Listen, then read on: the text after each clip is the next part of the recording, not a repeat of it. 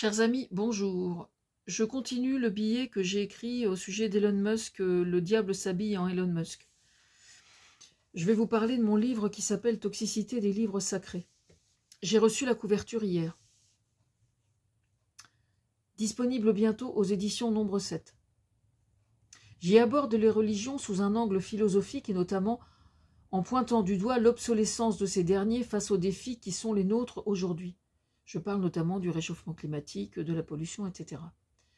Je ne sais plus quand, en boutade, face à ceux qui entretiennent avec la religion des relations que je considère comme toxiques, j'avais expliqué qu'il existait une grande différence entre la réalité historique sur Jésus, dans l'hypothèse où il aurait existé, ce que je crois personnellement, et l'histoire sainte. Non, ça n'est pas la boutade en elle-même, c'est quand j'ai poursuivi en expliquant que personne ne savait après tout à qui on avait eu affaire à l'époque.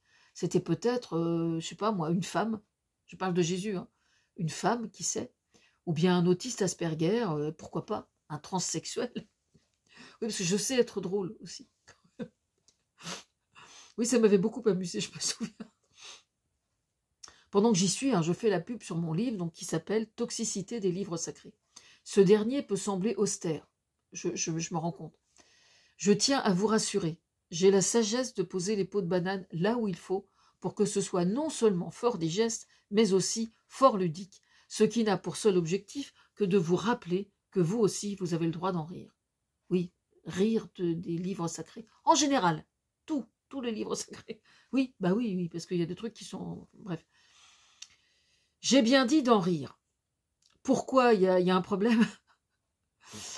Cette boutade qui est loin à mes yeux d'être une blague, je ne parle pas du fait d'en rire, mais de faire une allusion sur le fait que Jésus aurait pu être une femme ou un transsexuel.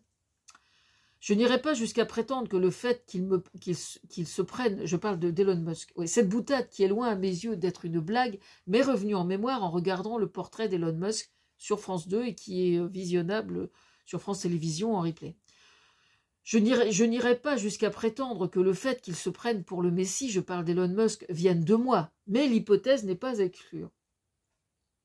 N'importe quel mégalomane qui arrive au pouvoir a pour ça l'habitude de se prendre pour le Messie, et nul n'est besoin que j'y mette mon grain de sel pour cela.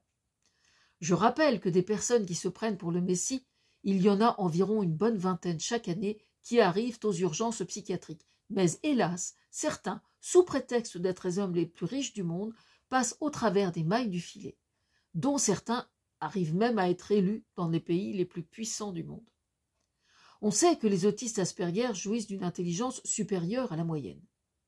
Pour autant, dès lors qu'ils en sont informés et qu'ils apprennent, enfin qu'ils sont diagnostiqués et qu'ils apprennent à s'y adapter, le fait de jouir d'une intelligence supérieure aux autres n'induit pas nécessairement que les objectifs qu'ils poursuivent soient nécessairement altruistes, c'est-à-dire tournés vers le mieux-être à destination des autres humains.